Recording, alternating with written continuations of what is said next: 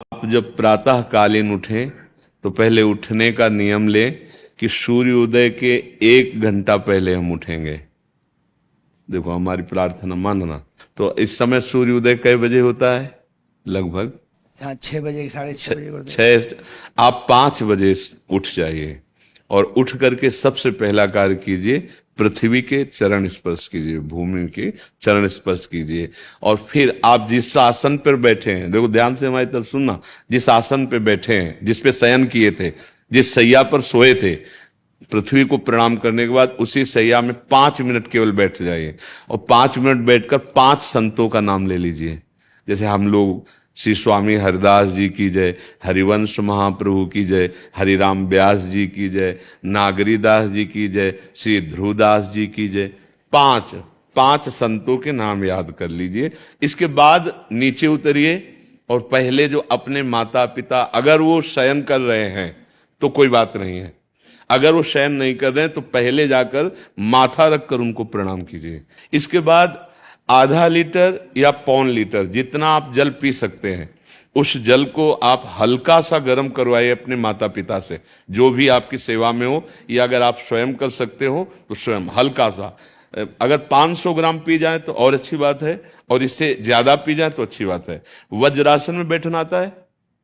वज्रासन जानते हो आप लोग? देखो वज्रासन, वो देखो बैठ रहे हैं, ये दोनों पैरों को ऐसे करके इसमें, इससे बैठकर जल पिया जाए। ये आपके ब्रह्मचर्य की रक्षा करेगा, कब्ज नहीं होने देगा और आपके मस्तिष्क की गर्मी को ठंडा करेगा। ऐसे वज्रासन में बैठकर धीरे धीरे 5 या 10 मिनट में जल पिया जाए, एकदम ना पिया जाए। गिलास में लेकर के 500 ग्राम जल धीरे धीरे उसको पिया जाए। फिर इसके बाद आपको 100-200 कदम टहलना है। फिर इसके बाद आप शौच जाइए। शौच, अगर आपका पेट साफ हो जाता है, अगर नहीं साफ होता है, कोई ऐसी परेशानी लगती है, तो 1 चम्मच ईसबगोल की भूसी और छोटी हर का आधा चम्मच अगर रात्रि में दूध से या पानी से ले ले तो वो बार बार शौच नहीं लगाएगा, पर आपकी आंतें साफ हो जाएंगी। शौच जाने के बाद स्नान करें और फिर तुरंत, अगर आपको व्यायाम आता है तो करे, नहीं तो सीधा सरल बात होती है, 20 बार बैठ जाए बैठक और 10 बार लेटने वाली दंड।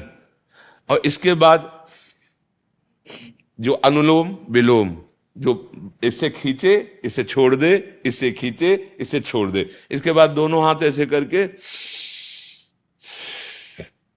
7 बार ऐसे करे, सीधा खींचे और सीधा छोड़ दे।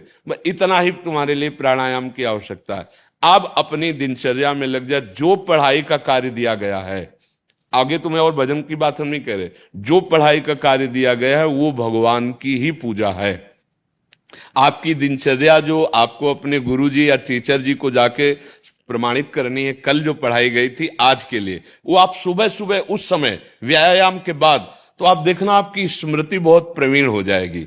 अच्छा, ये आपकी प्रातःकालीन दिनचर्या है। जब आप अपने गुरुदेव के पास स्कूल जाएं, तो हमें आजकल का तो अब पता नहीं, पर हम लोग जब जाते थे तो अपने गुरुजी को प्रणाम करते थे। तो जो स्कूल में आपको पढ़ाई पढ़ा रहे हैं वो तो बात है, अब आपको जो हम खास बात बताना चाहते हैं वो कि देखो अभी छोटे छोटे बच्चे हो, बच्चों में कुछ बच्चे ऐसे गंदे बच्चे होते हैं जिनके गंदी बातें दिमाग में आ जाती हैं और गंदी बातें वो करने लगते हैं आचरण में। आप लोग इतना तो जानते ही होंगे कि गंदी बातें किसे कहते हैं। आप लोगों के पास अगर मोबाइल है तो कभी गंदी बात देखना नहीं। कोई भी बच्चा अगर गंदी बात दिखाए तो अपने टीचर से या अपने माता पिता से जाके शिकायत करनी चाहिए, वो बहुत हानिकारक होती है। कभी कोई भी गंदी बात अपने द्वारा नहीं होनी चाहिए। अभी आप नवीन जीवन धारण किए हुए हैं, आप भगवान की प्राप्ति, देश की भक्ति और बहुत अच्छे अच्छे पदों में जा सकते हैं। अच्छे पवित्र आचरण और पवित्र संस्कार। ब्रह्मचर्य के लिए गंदे बच्चों का संग त्याग करना, गंदी कोई ऐसी हरकत सिखावें या बात सिखावें तो उसको सुन करके छुपा नहीं लेना, तुरंत अपने टीचर से बताना या अपने माता पिता से बताना, और ऐसे बच्चे का कभी संग नहीं करना। और रात्रि के सोते समय ये जरूर ध्यान देने वाली विशेष बात है। रात्रि के सोते समय जो भगवान का नाम प्रिय, जैसे इन लोगों ने आप लोगों को बताया राधा वल्लभ श्री, तो सोते समय बस प्रार्थना करो कि हे प्रभु, आज दिन हमारा जो भी गलती हुई हो वो हमको आप प्रार्थना करते हैं कि आप हमें समझाओ क्या हमसे गलती हुई। अगर पूरी दिनचर्या में ऐसा लग रहा है हमसे कोई गलती नहीं, तो भगवान सुबह से अभी तक हम सोने जो जा रहे हैं ये पूरा समय आपको समर्पित। आप देखना, इसका फल देखना, एक तपस्वी की तपस्या का जो फल होता है ना, उसका ये फल मिलेगा। और सोते समय बस राधा वल्लभ श्री हरिवंश, राधा वल्लभ श्री हरिवंश, इधर उधर ना सोचते हुए, ना मोबाइल देखते हुए, ना कोई गंदी बात मन में, और चुपचाप सो जाइए। और जब फिर सुबह उठे तो फिर ऐसी दिनचर्या। और पढ़ाई, इस समय तुम्हारा भजन है।